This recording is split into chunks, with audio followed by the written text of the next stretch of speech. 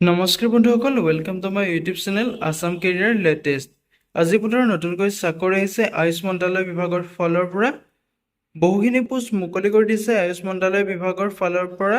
Group A B C পোষ্টসমূহ মুকলি কৰি দিছে।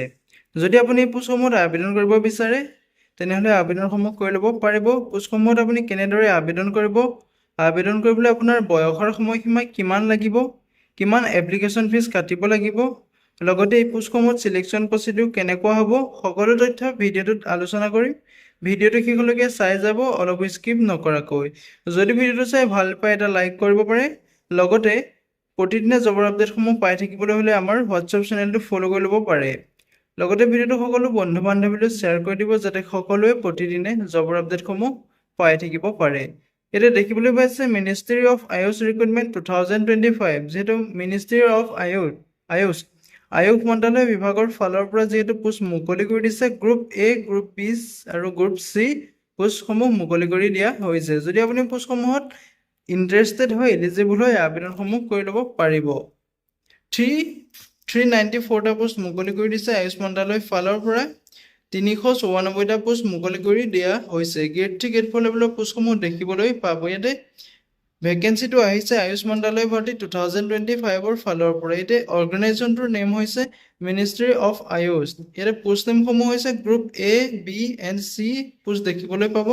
ভেকেঞ্চি ডিটেইলছটো আছে ইয়াৰ UDC ক্লাৰ্ক আছে, LDC ক্লাৰ্ক আছে, ষ্টেনোগ্ৰাফাৰ আছে, মাল্টিটাস্কিং ষ্টাফ আছে যিটো MTS বুলি কয়, ষ্টাফ নাৰ্ছ আছে, ড্ৰাইভাৰ আছে, ৰিচাৰ্চ অফিচাৰ আছে, এছিষ্টেণ্ট আছে, ফাৰ্মাচিষ্ট আছে, লেবৰেটৰী এছিষ্টেণ্টৰ পোষ্ট দেখিবলৈ পাব, ছিকিউৰিটি ইনচাৰ্জ আছে এণ্ড বিভিন্ন ধৰণৰ পোষ্ট দেখিবলৈ পাব। যিহেতু আপোনালোকে ইয়াতে দেখিবলৈ পাইছে আয়ুষ মন্ত্ৰালয়ৰ ফালৰ পৰা যিসমূহ পোষ্ট মুকলি কৰিছে, গ্ৰুপ এ, বি, চি গ্ৰুপৰ পোষ্টসমূহ মুকলি কৰি দিয়া হৈছে। তাতে আপুনি UDCৰ ক্লাৰ্ক দেখিবলৈ পাব, LDCৰ ক্লাৰ্ক দেখিবলৈ পাব, লগতে আপোনাৰ stenographer, multitasking staff nurse, driver, research officer, assistant, pharmacist, laboratory assistant, security in-charge আৰু বিভিন্ন ধৰণৰ পোষ্টসমূহ দেখিবলৈ পাব। টোটেল পোষ্টটো 394টা পোষ্ট দেখিবলৈ পাব। এই পোষ্টসমূহত আপোনালোকে অনলাইন মাধ্যমেৰে আবেদন কৰিব পাৰিব। মোক এনেবিলাক ক্ষেত্ৰত ক'বলৈ গ'লে অল ইণ্ডিয়া মেল ফিমেল কেণ্ডিডেটে এই পোষ্টসমূহত আবেদন কৰিব পাৰিব। যদি আপুনি ইণ্টাৰেষ্টেড হয়, এলিজিবল হয়, পোষ্টসমূহত আবেদন কৰি ল'ব পাৰিব। যিটো আয়ুষ মন্ত্ৰালয়ৰ ফালৰ পৰা বহুত এটা ভাল সুবিধা আহিছে, সুযোগ আহিছে, এই সুযোগটো নেহেৰুৱাব। যদি আপুনি পোষ্টসমূহত আবেদন কৰিব বিচাৰে, আবেদনসমূহ কৰি ল'ব পাৰিব। আয়ুষ মন্ত্ৰালয়ৰ ফালৰ পৰা যিসমূহ পোষ্ট মুকলি হৈছে, সেই পোষ্টসমূহৰ দৰমহাৰ ক্ষেত্ৰত ক'বলৈ গ'লে আপোনালোকৰ 5,200 টকাৰ পৰা আৰম্ভ কৰি 20,200 টকালৈকে আপুনি দৰমহাসমূহ পাব। লগতে আপোনাৰ গেষ্ট পেটো এক্সট্ৰাকৈ থাকিব, এক্সট্ৰা আপোনাৰ বনাছ থাকিব আৰু বেনিফিট বিভিন্ন ধৰণৰ দৰমহাৰ লগতে আপুনি বিভিন্ন ধৰণৰ বেনিফিট পাব। ইয়াতে বয়সৰ সময়সীমাৰ ক্ষেত্ৰত ক'বলৈ গ'লে মিনিমাম বয়সটো আপোনাৰ 18 বছৰৰ পৰা এই পোষ্টসমূহত আবেদন কৰিব পাৰিব। মেক্সিমাম বয়সটো আপোনাৰ 40 বছৰলৈকে পোষ্টসমূহত আবেদন কৰিব পাৰিব। এজ চিলেকশ্যনসমূহো দিয়া আছে। যদি আপুনি SC বা STৰ কেণ্ডিডেট হয় তেনেহ'লে আপুনি 5 বছৰকৈ এজ চিলেকশ্যনসমূহ ল'ব পাৰিব। যদি আপুনি OBCৰ কেণ্ডিডেট হয় তেনেহ'লে আপুনি 3 বছৰকৈ এজ চিলেকশ্যনসমূহ ল'ব পাৰিব। এপ্লিকেশ্যন ফিজটোৰ ক্ষেত্ৰত ক'বলৈ গ'লে ইয়াতে যিসকল জেনেৰেল আৰু OBCৰ কেণ্ডিডেট আছে তেওঁলোকে 100 টকাৰ পৰা 1000 টকালৈকে এপ্লিকেশ্যন ফিজ কাটিব লাগিব। যদি আপুনি SC, ST, PWD বা ফিমেল কেণ্ডিডেট হয় ইয়াত কোনো ধৰণৰ এপ্লিকেশ্যন ফিজ কাটিব নালাগে। পে'মেণ্ট মোডটো আপোনালোকে অনলাইন মাধ্যমেৰে পে'মেণ্ট কৰিব পাৰিব।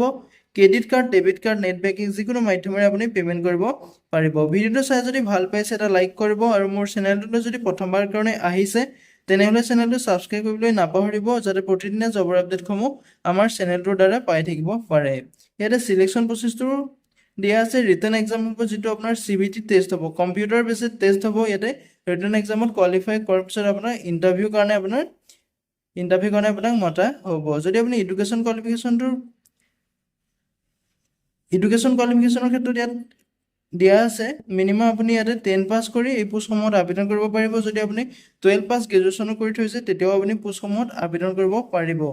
ইম্পৰ্টেণ্ট ডকুমেণ্টসমূহ হৈছে পাছপৰ্ট চাইজ ফটোগ্ৰাফ লাগিব, ছিগনেচাৰ লাগিব, আধাৰ কাৰ্ড লাগিব, এডুকেশ্যন চাৰ্টিফিকেট লাগিব, কাষ্ট চাৰ্টিফিকেট লাগিব, এজ প্ৰুফটো লাগিব। এজ প্ৰুফটো আপুনি মেট্ৰিকৰ মাৰ্কশ্বিট বা বাৰ্থ চাৰ্টিফিকেট দি আপুনি এজ প্ৰুফটো দিব পাৰিব। যিটো মিনিষ্ট্ৰী অফ আয়ুষ মন্ত্ৰালয়ৰ ফালৰ পৰা যিটো পোষ্ট মুকলি হৈছে, পোষ্টসমূহত আবেদন কৰিবলৈ ভিডিঅ' ডেছক্ৰিপশ্যনতে মই আবেদন কৰাৰ লিংক দিছোঁ, তাতে গৈ আপুনি আবেদনসমূহ কৰি ল'ব পাৰিব।